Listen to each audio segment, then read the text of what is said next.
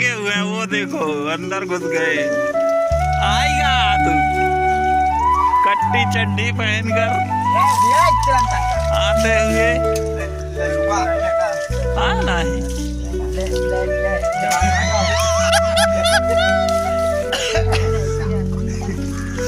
ये हमारे हरिओम भाई, राजनीतिक समीकरण बहुत तगड़ा है इनका।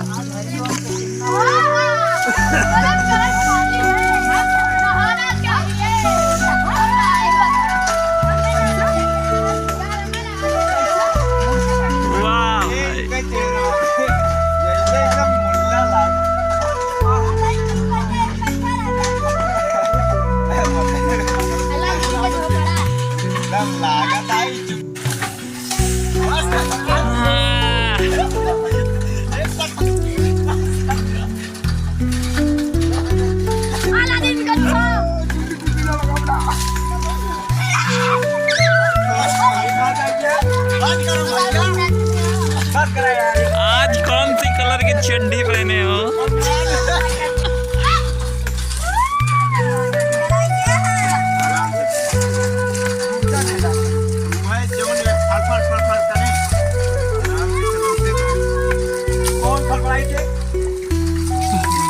हरिओम के एकदम सिक्स पैक बना है पीछो।